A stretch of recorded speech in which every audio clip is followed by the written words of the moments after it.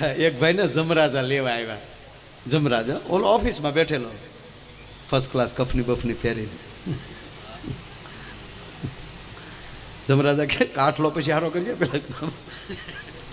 હાલ હાલ લેવા આવ્યો.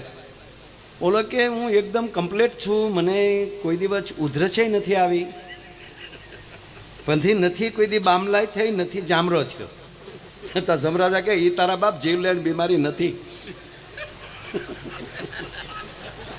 પણ હું તને કહું છું તો કે બોલો કે પણ મને કાંઈ તકલીફ નથી અને તમે મને લઈ જાઓ, સાજો નિર્વો લઈ જાવો છે.